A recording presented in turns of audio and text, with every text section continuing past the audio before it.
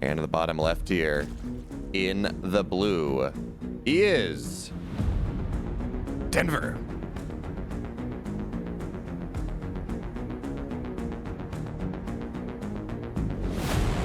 And in the top left corner, the red Protoss from Poland, it is Krystianer.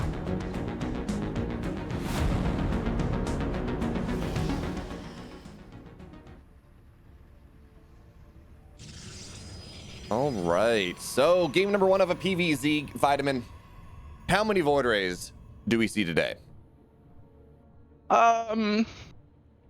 I'm not going to give you an exact number, but I'm going to say that Krystianer is someone that has enjoyed this playstyle in the past, so I wouldn't be surprised to see him go for that straight away. Especially stylistically, I think Denver is someone that is. I would describe him as a little bit of a raw Zerg. You know, he's not that technical of a player. Which is not putting him down in any ways. It's just a different playstyle, a different approach that he has to the game. But sometimes that raw playstyle has difficulties fighting into the Protoss Golden Armada Air kind of style. So maybe Krystianer with a little bit of an edge if it goes towards that. But then again, it's not like Denver is helpless against that either. He can make the proper adjustments and beat that, but just I think stylistically maybe this slight edge for Krystianer if he goes for that air toss style. Gotcha. So you say Denver is maybe a little bit more on the Sue style of things, or the Sue side of things versus the Serral. You know, the whole I'm gonna stay in the mid game and I'm gonna bowl you over for just with massive amounts of units. And you know what, Vitamin, I'll agree with that. Denver does seem to be much more of a mid-game tech Zerg. But you talk about Sky Toss as if this is something that, well, that's scary, and it is, don't get me wrong. But if you're going to play the raw Zerg, if you're just going to play Bully Zerg, as it were, the Queen Walk, Hydro Queen, whatever variant you want to go for, is an extremely powerful mid-game timing. And yes, we have seen it held, you know, like here in DreamHack Winter in Europe, in North America, but that is a powerful timing. So, maybe, you know what, do we just see 3 games of that from a laser? I don't know. But certainly that is an opportunity, as we have double Adept coming out here from Krystianer rather early. Not the single Adept that one might see sometimes, but it's a Stargate behind there. And, well, ideally, Krystianer, he's going to find a drone or two, but realistically, the meta's evolved. It's probably not going to happen. Yeah, so interestingly enough, this is Oracle first, which is something that has found its way back into the meta just a little bit. It used to be for a long time that Protoss players would always start out with that Void Ray to chase away the Overlord first before anything happens. So Denver has to really adjust his spore timings here. I think they're already a bit late. He's building 1 spore in the main base right now. The Oracle is heading across the map already. There are 2 queens in position, so not necessarily late for the spore crawl. Yeah, especially since Krystianer is pulling this Oracle back now. He's a little bit afraid of these Zerglings. I guess he just wants to provide some high ground vision to chase away that Overlord. So basically, what this has achieved is the same thing that an Oracle opening would have done, because he didn't send the Oracle across the map to deal any damage with it. He just provided high ground vision. Behind this, we see the second Stargate. So, yep, going to swap into Void Ray production now. Gets 2 cheeky drones here that we're transferring. Good save on the last one. So, yeah, Krystianer just setting up for what we've mentioned at the start of the game. And now it's on to Denver to see how he wants to deal with that. He hasn't been continuously producing queens, and we now see the lair coming up. So even though this is Lightshade, which is a great map for queen walks, Denver is not going for that this time around. At least not the early variants that are without a lair. Yeah, it's interesting here. So we see a very late third base coming on in from Krystianer in this game. Traditionally, you go the 2 Stargate idea. You go Stargate base Stargate, right? 3350 odd third base. But we see Krystianer taking the very delayed one, closer to 5 minutes, and part of this is probably light shade the map. It's a short map. You can make something happen.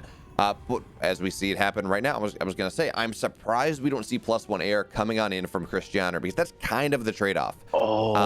We actually he did start researching that for a second, saw that the Ling was coming in to get the scout. He canceled it so that the cybernetics core wouldn't be wobbling, indicating that it was indeed researching something. And as soon as the Ling died, he started it up again. So that was actually trying to keep Denver in the dark just a little bit longer. He's throwing down the Hydralisk stand now, so I'm not sure how successful it was, but it was a nice, cute attempt there by Krystianer. Yeah, very much so. And you know what? This is, of course, October. This is the Halloween month, so we're all afraid of the dark this month. Denver, especially in this game, but as you said, feels like he's got the read. I mean, he knows this is a Stargate play. He knows the third base is late, and I think he hasn't seen much of the main base behind that. And actually, yeah, the Void Rays, honestly, the Void Rays here have been very well hidden thus far. So now the two Roaches are going to run across the map, and that should find. Oh wait, Denver's going to see them. There we go. So he will see all the voids. That tells him everything he needs to know. But we already have 6 Hydras on the field, a bunch of Queens as well. And you talk about different builds. The +1 air Void Ray build is very good against your standard Queen Walk. It means the Queen can actually, or the Void Rays can actually fight against the Queens, all that fun stuff. But you add Hydras into the mix, and that's suddenly not true. Suddenly that timing is actually pretty good against this +1 Void Ray style. But it looks like this 4th base is going to get canceled just because, well, there is no creep there. And so Krystianer, he will get the cancel on that 4th base. Now he looks to move on to the main. But there are Hydras here. Realistically, Krystianer, not too much going on in the main base. You just got to make sure he doesn't lose too many Void Rays before the ensuing attack from Denver, and he will not lose a single one. So Krystianer finding value, and certainly not losing anything, not yet. Yeah, so it looks like Krystianer doesn't want to take the road straight into that full late game Protoss army. He is adding on quite a few gateways now, adding Charge, adding a Templar Archive, so probably wants to transition this into into a Charge Lot Archon style, which can work out great if the Zerg is preparing just for that late game. But considering the amount of Hydras that Denver is adding on here, we're lacking an infestation pit, and we're lacking any further attack. So maybe Denver wants to make something happen with that. Once again, all the Void Rays onto that 3rd base. They actually take it down. Yeah, but I think this is just going to trigger an all-in. Actually, this worked because the all-in was already happening. The Void Rays, they're already all at home. A bunch of them went down, and the rest of them are red here. So now, yeah, absolutely, the 3rd base, that's less production. That's annoying, certainly, but I mean, look at this Denver. He's sitting on double the army supply. Queens are going to walk to buffer here. There are a lot of Hydras. Their +1's just about done. Their range is just about done as well. We're going to see that Stasis Trap get triggered. And honestly, that's going to be good for the Hydras there. It's going to give them a little bit of a force field to fight over. And this is not an easy hold for Krystianer whatsoever. Yeah, this is looking rough here. The battery overcharge is activated, trying to keep these Archons alive for just a little longer. But man, all these Hydras underneath the Void Rays, they look like they're the 3 of them survive. But man, this army still has so much punch. All of the Queens are still alive. Transfuses are still available, and it looks like Denver is now breaking through the static defense of the Protoss player, and with that, the chances of him recovering from that are very, very slim. Well, yeah. On the one hand, there is a 4th base from Krystianer, and he is able to keep mining from that as his 3rd. But as the Roaches are added on to buffer for these Zealots, I mean, this is just a massive army. Denver's army supply has not really dropped in this game. It was 90 before, it's 80 now, and there we have it. GG, Denver. He loses 2 bases, but he does not lose the game, as game number 1 goes the way of our Frenchman. Yeah. So I guess at least for the first map, we found out how Denver wants to deal with this. He didn't have a flawless defense. I think in a flawless defense, you have your Queens in position to try and defend that 4th base. He just didn't have the creep spread far enough out to have his Queens intervene there. At least he did a good job in the main base. And then, yeah, we saw the move from Krystianer diving in to snipe that 3rd base, which in the end, it was just killing one of the production buildings and didn't do anything to the army, and therefore didn't make the all-in that much weaker. Yeah, it's just one of those things, as you're saying. Sometimes it's not worth it to kill the economy if you can't kill the army too, or sometimes you kill the economy, but yeah, the army's still there, so they're just going to kill you. And what Krystianer lost like 5 voids to kill that third base, which meant he was going to be in a great spot going on into the mid game if the game survived much longer, but it didn't. And now all that means is Krystianer, he's down 1 game in this series. We're gonna have to see whether he can take it back, as we do now have game number 2. It's ready, it's waiting. I'm excited, you're excited, we're all excited. Game 2. All right, in the bottom left here, in the red, he's down 1 game in this series, looking to tie it all the way back here for Team Blazer. He is Krystianer.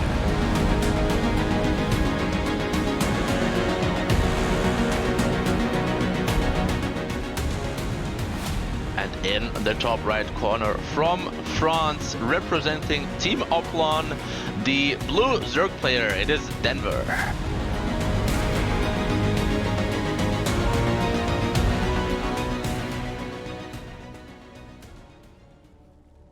And you gotta admit, the Oplon logo is pretty fantastic. As much as I always forget what it is, because it doesn't really. I don't know any French, but certainly to my Anglophile ears, it doesn't have any bearing. Like Oplon doesn't have any bearing on the kind of Theban or Thrash. No, that's like a Centurion's helmet. But it's still fantastic, and I'm sure it does have some bearing. I just don't know what it is because I don't speak French. Me neither. What I do know is that it's quite a major team in France that picked up Denver as their first StarCraft player. I think they're most famous for their League of Legends team in the National French League. So yeah, that's where they got their following, and now they're branching out into StarCraft 2, which it's cool. It's cool. Yeah, please, more teams into StarCraft. I'm never going to complain. We have Apprentice Esports in North America coming on in. Oplon, of course, it's a bit older, but, you know, signing Denver there. That is always very exciting. And I'm very excited to see that happen. But, well, we're going to have to see whether... well, actually, that's not even true. We know what we saw. Denver, he took game number 1, but, hey, guess what? Vitamin. Game number 2. We see the same thing. We have a Stargate. Let's see if it plays out differently this time. Obviously, there are a ton of variations that the Protoss player can go for with that Stargate. Even if it's just a single Stargate, there are variations. The first thing that I'm looking for here is, once again, are we starting off with an Oracle or are we starting off with a Void Ray? If it's an Oracle, the Zerg player has to figure that out and adjust his smoke crawler timings just a little bit. The difference of the... You're getting rid of that Overlord 100% of the time, so you're getting guaranteed value, whereas with the Oracle, you have to head across the map, and if the Zerg player has a tight defense, you're going to be struggling to find damage. But if you do get the damage, it's theoretically better than getting just the Overlord. And there we go. We will see 1 Adept go on down. Oh, hey, you know what? This is already better than game number 1. The Adept will find 2 We'll just find the 1. No, we'll get 2 workers there. Man, Denver, you had me faked out, but still, great damage there from the Adepts early on, certainly compared to game number 1. I mean, ideally, you get 4. You make up the value of the Adepts in spades. But also, game number 1, you talk about going Oracle first, Voider first, whatever. Denver had some really great reactions to the Oracle pressure in that game number 1. He went and really, I mean, he got a bunch of Evo Chamber cancels, Spore cancels. I think he only lost like 2 workers. To a build that really he didn't have queens or spores ready for just in time. So now we're going to see the Oracle going to try to fly on in. It's not going to find anything this game, at least not on the first attempt, because, well, you got 2 queens in the natural. That is the standard defense. And, of course, he's not going to really find anything in the third either. There's like 1 drone. So for now, Krystianer, he's looking for some damage. He's not able to find any of it. And as nice as it was to get damage from those Adepts earlier on, well, overall, Krystianer's attempted harassment, not really doing anything. anything, but we see a different follow-up this time around. There's no second Stargate. Instead, we are headed straight into a robotics, and I believe there was a Twilight. The Twilight not being used for anything just yet. Yeah, but we're going up to 4 gates and a Templar Archive. So. Some sort of delayed Archon drop, I would assume.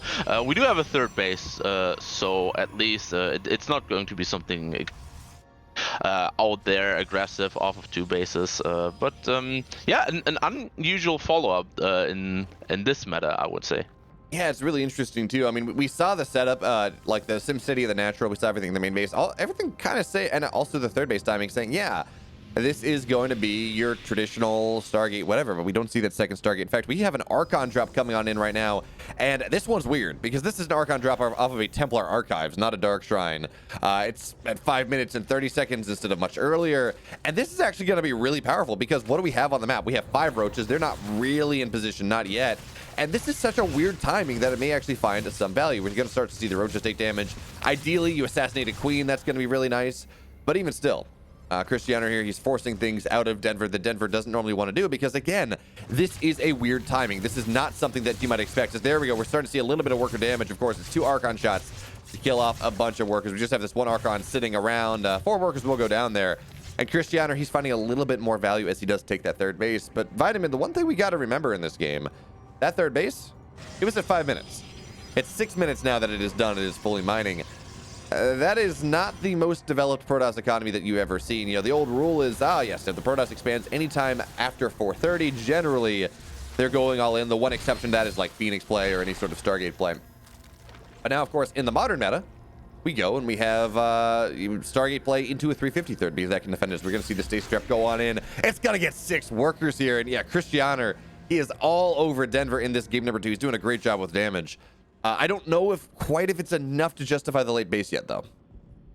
Yeah, I think all things considered, pretty decent defense here from Denver. That was until that one stasis ward locked in 6 drones. But at this point of the game, that is only mining time that's being denied. It's not 6 drones killed. So yeah. And that with that, Denver feels just super comfortable going into a very early hive that is immediately spotted by the Oracle though.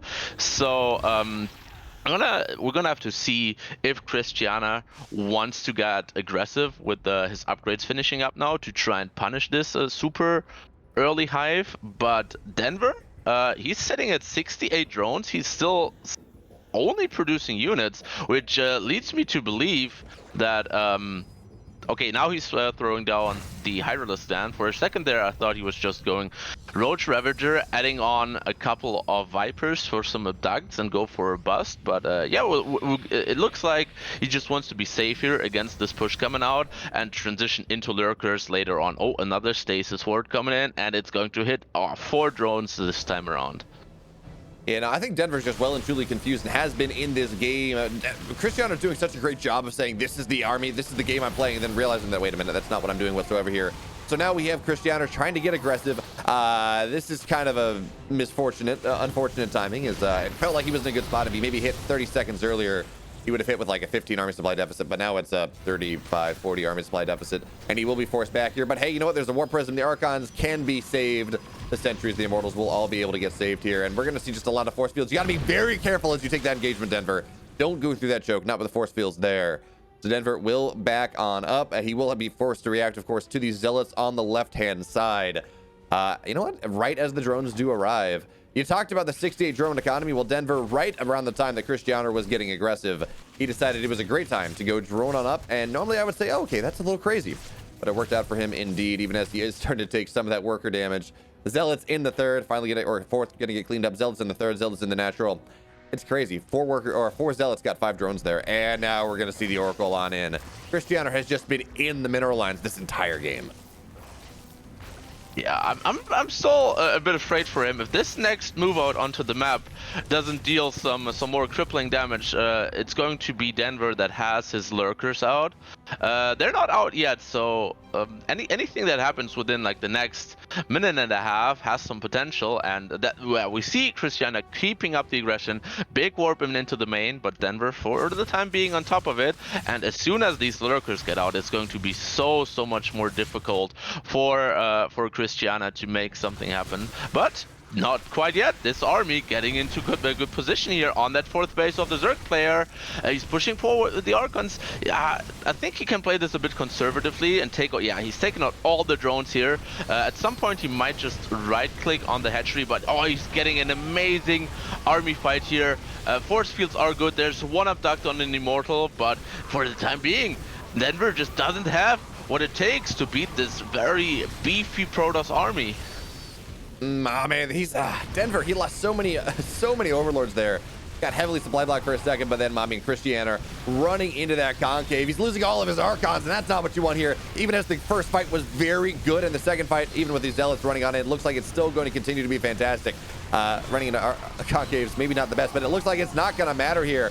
As 4 Immortals still firing strong. At this point, Vipers don't really matter because you abduct into a small army. It still kind of dies, although that being said, that one actually was a fantastic abduct as the army was not really there to buffer. And more Immortals rolling on in. The third base, what is now the third base, is going to go on down here. Immortals firing strong. Blinding Cloud doing what it can to knock this army down. We got to wait, of course, for the Zealots of Krystianer to find their way on in. Denver, he's so close to a hold, but he's so close to death here in this game number 2. And as for me, Vitamin, I choose death.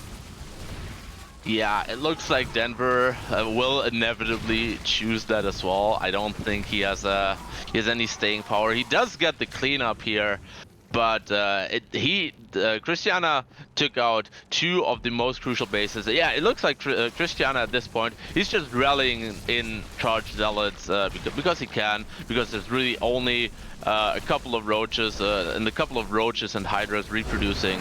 Denver is going to give him the G. And if Krystianer hits with that push just a minute later with like 5 lurkers out on the field, he's going to run into a brick wall. But this way, the timing was just right, and he managed to take the W. Absolutely. So I was, a little bit worried. I was thinking that we would have 2-0. I do think Denver is a little bit better, and he just looked dominant in game number 1. But Krystianer in that game number 2 looked absolutely, I don't know, do you want to say effervescent, Vitamin? Does effervescent work? Certainly he looked revitalized.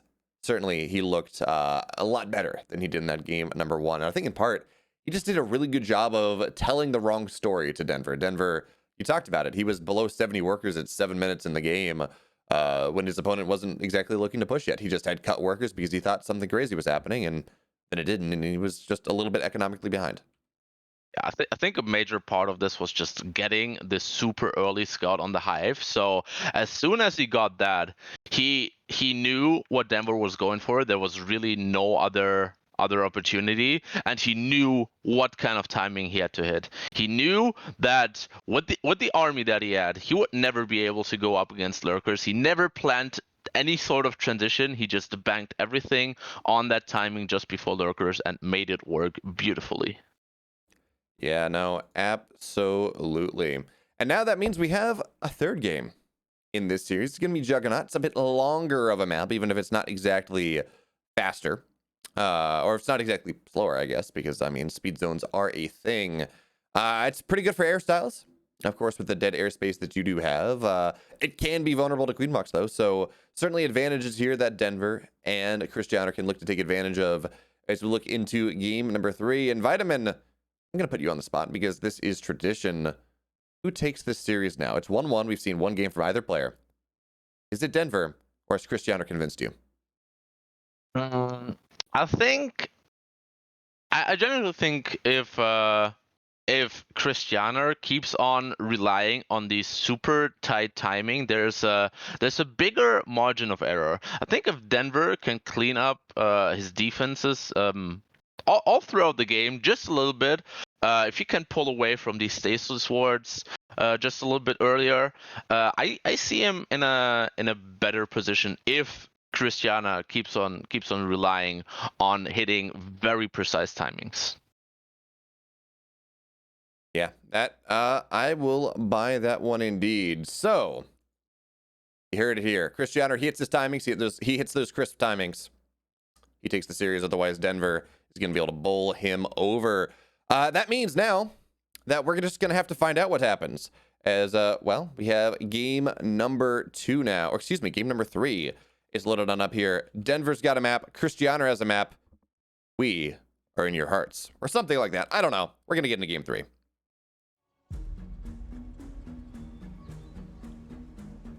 And of course, in the bottom left here in the red, falling in game 1, thriving in game number 2 for Blazer Esports. Give it up for Krystianer.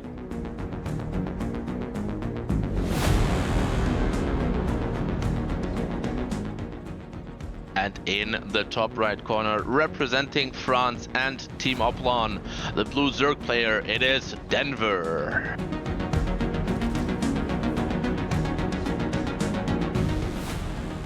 Denver, a little known fact to everyone outside of France, is named after a children's comic about the last dinosaur, something, if I'm not mistaken. Not the actual city in the USA. So I thought he was named after the country singer. Nope, not that one either. Not He's John Denver. He is the famous last dinosaur. Well, I guess that makes sense. I mean, Zerg units are kind of like dinosaurs. They look like dinosaurs-ish. That counts, right? So, I mean, to this day, we don't really know what dinosaurs look like because we only have the skeletons, right? And we don't know if they had feathers and all that stuff. So, well, we know that they have feathers. We found. I mean, we know that some of them. I'm not entirely sure, but I'm just gonna stick to looks like dinosaur-ish. Okay. All right. So, if it walks like a dinosaur and quacks like a dinosaur, it's a dinosaur. Right? What does a dinosaur quack like? Well, I mean, technically, I love this. So the technical specification of like Paleolithic dinosaur, whatever Cretaceous dinosaurs that we think of are technically non-avian dinosaurs, because birds are dinosaurs. Okay, you took this way further than I would have ever expected, and I'm kind of here for it. But I think we also have a StarCraft game to cast. And, all right. So Krystianer, he's going to be making some dinosaurs in this game, as of course the Stargate's coming on out. He's going to be making the flying. He's going to be making the avian variant of dinosaurs. Okay. The Protoss style avian version of dinosaurs. Avian robotic dinosaurs. And there's some crazy stuff going on in the Koprolu sector. I mean, I'll take it. I think we all were at some point. We were kids and we were all obsessed with dinosaurs at some point. I think most of us were, and now we just get to embrace it here because Vitamin. I'll tell you a secret about casting StarCraft. You can talk about whatever you want, and you can make whatever really weird connections you want to make. So long as you're not, saying Lord of the Rings is a bad movie, because we saw how that one worked out the other day. We're not going to do that. We're just going to say that, Protoss Stargate units are in fact robotic dinosaurs. Yeah, that's a way better analogy than what happened the other day there. Yeah, I'm still upset about it. Don't at me. Actually, do at me. I don't care. But yeah, in this game, Stargate. Robotic dinosaur Oracle, the Oracle type, heading across the map. Let's see if that can get a little bit of damage done. The follow-up is going to be Robo once again, like we saw on the second map. Yeah, this worked out really well for Krystianer last map, as he gave this idea of pressure, of early aggression. We talked about it last game, where 4:30 is kind of the latest you expect in a standard game. From double Stargate Phoenix or something, as the latest you expect to see a third base, while still not being all in. All right, if it's after that, it's gonna be pretty bad. Of course, getting the gas earlier is kind of a tell, but I don't think Denver saw gas timings in that last game. So Krystianer, he said, yeah, I'm going to take my third base at 5 minutes. I'm going to really present this, but not by not showing you anything, I'm going to present threat on the map. We didn't see Denver drone up as hard as he should have. And then, well, that caused some problems. So once again, we do see Krystianer here in the same boat. It's 441. He's not really showing any desire to find his way to the third base until just now at almost 5 minutes. And there we go. Once again, Archon drops out of a Templar Archives. This is a really weird style. And you know what? We saw well it worked last game. As to quote you, Vitamin, I'm here for it. Yeah, it's a bit of a blast from the past, certainly, and I'm wondering if Krystianer is pulling this out because he has identified that Denver might not have the crispest timings on his road production. Really, the only thing when this that you need as a Zerg player when this hits is your queen's in a decent position and like 8 to 10-ish roaches, and then you won't get anything done with the Archon drop, and that's why this build did fall out of the meta as soon as Zergs figured out how to deal with this. And this time it's even going to be a bit delayed because Krystianer did warp in those High Templars at his third base location rather than at the front from his Ward Prism. And all these Zerglings also see the Ward Prism, and given last map, Denver should be aware of this timing. And yeah, he has the roaches in production. He now needs them in position as well. You know, actually, I think this makes a lot of sense, Vitamin. We see the old build, the super old school build from Krystianer. And do you know why that is? Do you know why he's playing the old build? Is this going to be a dinosaur thing it's because he's again? a dinosaur. Oh, yeah, cool. But anyways, in this game, we did see a little bit more worker damage done from the Oracle early on, and there very much was a timing where the Warp Prism is out of the map. It was pretending to warp in, then it didn't. That if the Archons had been warped in there, Roach Warren was not done, and absolutely there could have been some value, but now there are too many Roaches out. Queens are in good positions. It's going to be much more difficult for Krystianer to find value at this juncture, and I love this for Denver. He's not going to go into the ground army, ground and pound, not develop his economy enough. We talked about this. He's like, yeah, he knows what's happening compared to last game. And what's his response? It's a Spire. It's going to be Mutas. He's going to knock down this War Prism rather easily. And he understands that, yeah, look, Mutas, they don't really fight against Archons all that well, but against everything else that Krystianer has, against the economy of Krystianer, man, they're going to be absolutely fantastic. And honestly, Mutas, they're a style that Denver enjoys indeed. And I'm not going to say it, but you know what I'm thinking. Look, I would much rather talk about the Spire location here. The Spire is in a location where if Krystianer sends out these hallucinated Phoenix and scouts with the Oracle that he has, you're usually sending those around the edges of the bases. This Spire location is very likely to not be spotted, and yeah, now the Spire is up. Krystianer has no idea, and the Mutas are in production. Yeah, and of course, I love what Denver's doing here. So not only did he hide the Spire, not only did he go for this tech that's a little bit, that does really well against what Krystianer's going for, he's also representing a ton of threat on the map. This is a lot of Roaches here looking to press on into Krystianer. And while it probably will not break him, and in fact, he looks like he's moving back now. I believe he saw this Zealot run by coming on in. It represented enough threat that Krystianer had to be a little bit scared. But it looks like Krystianer has actually scouted the Spire, or he scouted Mutas, because he's starting Phoenix here. Maybe that's just a game sense idea because there's only Roaches on the field right now. But certainly, he is going to eventually have what he needs to deal with these Mutas here. Right now, it's only 4, so they can't really fight the Phoenix just yet. But now we're going on up to 7. And behind this, of course, well, Denver, he's going back into that ground tech here. Just really looking to build a big army after Krystianer overreacts. But we do have cannons starting to find their way on in. And this micro, actually, from Krystianer on this Phoenix is doing a fantastic job. Hasn't lost a single Phoenix yet. I think a Muta has died. And yeah, that is a lot of APM, but really we haven't seen Denver try to take advantage of that APM from Krystianer until just now. Now the force field's going to be fantastic. He's going to get an Archon on top of all of them. Loses an Immortal for it though, but these Ravagers obviously very, very expensive. This is an overreaction from Krystianer here with a double Stargate going into that Phoenix production. Denver really doesn't intend on building any more mutas. He just wants to finish the game with this Roach, Ravager, Ling, Baneling composition here on the ground. And yeah, Phoenixes don't really deal with that all too well. So if Krystianer doesn't recognize that this is no longer a commitment to Mutalisks, and he keeps producing these Phoenixes, he's not gonna have a great time against these ground forces. I think obviously Denver wants to wait for his Baneling speed to finish up, but that gives Krystianer time to make the correct read here and not be producing any more Phoenixes. He hasn't quite gotten it yet, still producing Phoenixes. Yeah, I mean, look, Phoenixes can be great. They can lift up the Ravagers. They can do that. Well, they don't maybe not fight the army well enough. They certainly can prevent the army from fighting. And you know what? As long as the Ravagers go down, the Phoenix, they find a little bit more value. They just reduce their force demultiplier. Or their force multiplier for the Protoss player, I guess. But now we have a big surround coming on in here. No Baneling speed for you, Denver. You don't need it. You're just going to roll on in. Archon's looking to tank all the shots of Mortals as well, but the army is clumped, and we're going to see so much of that go down. But that being said, there's a lot of this army that remains. I think the goal and part of that was just to wipe out all the Archons. It means mutas are going to be a little bit more useful to take the main army fight.